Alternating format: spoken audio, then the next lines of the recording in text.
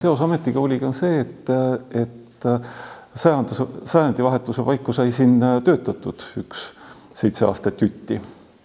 Ja jah, ilus aeg oli. Ma olin õppedirektor, et sel ajal see nimetus oli küll muutus vist, et esimese hooga ma olin direktori asetäitja õppealal, siis vist lihtsalt asetäitja või asedirektor või midagi sellist. Ühesõnaga ma tegelesin kogu õppepoolega. 95. sügisel, ma olin, terve 95. aasta oli mandril tööl ja siis 95. aasta sügisel sündis meil 4. laps Pillega ja siis Pille lihtsalt ühel hetkel lükkas mulle ajalehe ette, et näe, aeg on saarele tagasi tulla tööle, et kaua sa seal mandril oled ja et ametikool otsib täienduskoolitusosakonna juhatajat ja asedirektorit.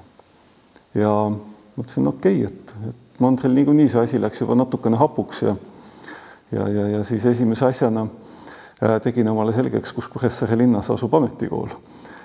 Kuigi ma toona ei elanud siit üldse kaugele. Aga see esimene suhtlus, kui ma õigesti mäletan, käis telefoni ja faksiga.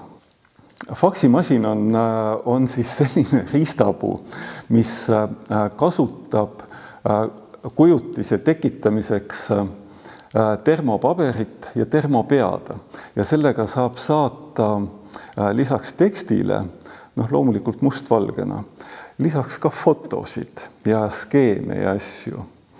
Ja põhimõtteliselt nagu selline lihtsam paljundusmasin, et söötjast lased siis oma selle algmaterjali sisse ja siis teisest otsast ei tule mitte koopia välja, vaid see koopia läheb mööda telefoniliine teise faksimasinani ja sealt tuleb see koopia välja. Tööle asumine käis väga kummaliselt samm-sammult, et kui ma õigesti mäletan, see konkurss oli aasta lõpus, jaanuaris vist sai otsus tehtud, kaubad kokku tehtud, siis ma käisin esimest korda siin ja siis mul tuli meelde, et tegelikult ma olin ametikoolis kunagi varem käinud. Kunagi aastaid varem Pille onule mingit tõendit küsimas, aga siis ma lähenesin Kohtu tänava poolt ja läksin kohe trepist üles Laine juurde kantseleisse ja sealt ma sealt sain ja kadusin ja see üldse ei seostunud mul selle kohaga, et kuhu ma lõpuks tööle tulin. Õppekavad olid hästi vahvad. Et selleks ajaks oli koolis ju isegi esimene arvutiklass olemas selline põlve otsas kokku pandud ja tehtud ja siis sai paar sükest asisemat arvutit ka. Aga õppekava oli A3 süüksel pruunil, pakkimispaber see just ei olnud, aga see ei olnud selline valge leht. Ja põhimõtteliselt see oli trükikojas ette trükitud tabel, vorm, kuhu siis pliiatsiga kirjutati numbreid semestrite kaupa, et mitu tundi, mis ained seal siis parasjagu tulemas on.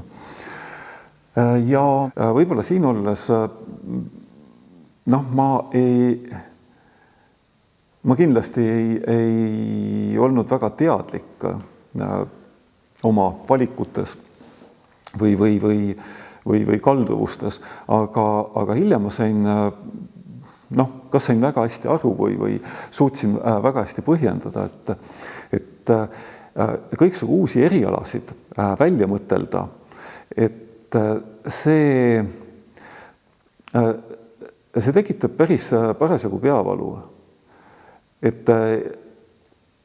Et näiteks see, mida mingisugustel aastatel iga jumala sügise hakul üks või teine ajakirjanik helistas ja küsis, et millised uued erialad siis sel õppeaastal Eesti kutsehariduses avatakse.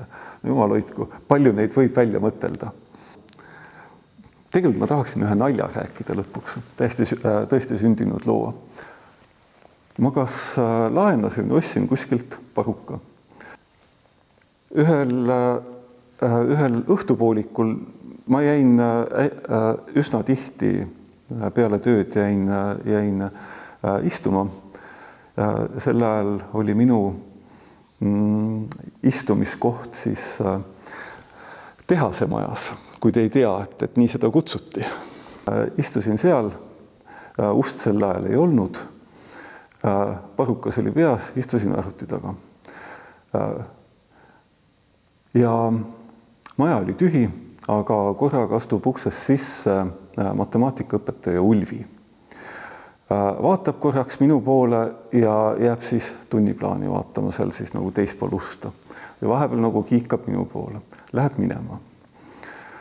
Ja järgmisel hommikul räägitakse maja peal, et koolimajas on keegi uus mees tööl, selline ilus pikkade juustega.